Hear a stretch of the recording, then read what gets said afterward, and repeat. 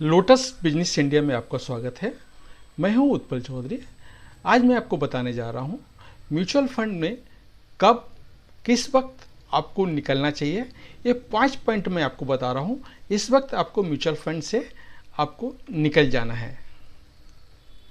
जैसा हम जानते हैं कि म्यूचुअल फंड बाजार में जोखिम के अधीन है। ऐसे में ज़रूरी नहीं कि आपका पोर्टफोलियो हमेशा पॉजिटिव रिटर्न दे। इस बात की पूरी संभावना है कि आपको अपने निवेश पर नेगेटिव रिटर्न मिल रहा हो। और अब सवाल उठता है कि अगर आपका mutual fund portfolio negative return दे रहा है तो क्या प्लान किया जाए, किस तरह अपने को प्लान करके क्या फंड स्विच करना चाहिए, कब किसी फंड से निकलना है। इन सारे सवालों के जवाब मैं आपको दे रहा हूं। आपको नंबर 1 आपको कब फंड से निकलना है म्यूचुअल फंड से, ये आपको बता रहे हैं। नंबर 1 है म्यूचुअल फंड को फंड मैनेजर मैनेज करते हैं तो प्रोफेशनल होते हैं। ऐसे में अगर कोई फंड खराब प्रदर्शन कर रहा है तो फंड मैनेजर खुद फंड में बदलाव करते हैं। ऐसे में तब तक फंड मैनेजर को स्ट्रेटेजी समझ नहीं आती है, तब तक बने रहने की सलाह दी जाती है। कई बार ऐसा होता है जब आप एग्जिट का फैसला करते हैं, इसके बाद फंड में नई तेजी की शुरुआत होती है। किसी भी फंड से निकलने से पहले अपने फाइनेंशियल एडवाइजर की सलाह जरूर लें। यह संभव है कि बाजार में उतार चढ़ाव के अनुसार आपका पोर्टफोलियो पॉजिटिव और नेगेटिव रिटर्न दे रहा है, तो ऐसे में एग्जिट का फैसला सोच समझकर करें। नंबर 3 है फंड मैनेजर के बदलने पर निकल सकते हैं। आपने जिस म्यूचुअल फंड में निवेश किया है उसका फंडामेंटल बदल गया है और नुकसान पर ही निकल जाने की सलाह होगी।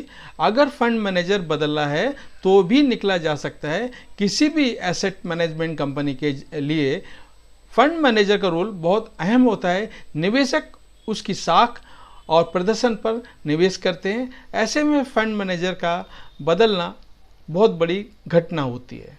नंबर 4 है एएमसी के मर्जर पर निकलने की सलाह होगी। अगर किसी एसेट मैनेजमेंट कंपनी मर्जर हो रहा है तो इस फंड से निकला जा सकता है। फंड का रोलिंग अगर किसी फंड का रोलिंग रिटर्न देख करके रिडेम्पशन पर फैसला लेना चाहिए। इसके अलावा अपने फंड का बाकी फंड से और बेंचमार्क से तुलना करें। एक ही एमसी के दूसरे फंड में दूसरे फंड में जाने पर भी टैक्स लगेगा। ऐसे में एलटीसीजी लॉन्ग टर्म या शॉर्ट टर्म कैपिटल लॉस को आगे सेट ऑफ किया जा सकता है। किसी भी फंड से निकलने पर कैपिटल गेन पर जो टैक्स लगता है उसे कम से कम करने का कोशिश करें, इससे रिटर्न ज़्यादा मिलेगा। नंबर 5 है अपने पोर्टफोलियो में अधिकतर 7-10 फंड को ही शामिल करें। आपके फंड का एक्सपोजर हर मार्केट कैप में होना चाहिए, जिससे रिटर्न और रिस्क का बैलेंस बना रहेगा। इक्विटी, डेट, हाइब्रिड फंड में निवेश करें। साथ ही अपने रिस्क प्रोफाइल के आधार पर ही फंड सेलेक्ट करें। पोर्टफोलियो की रीबैलेंसिंग जरूरी है। लॉन्ग टर्म में 60-40 के अनुपात में निवेश किया जा सकता है।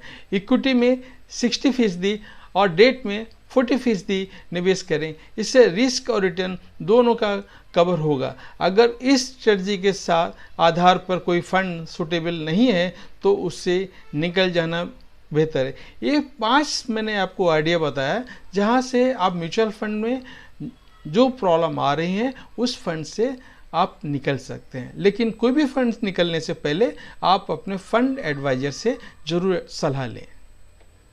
Thank you.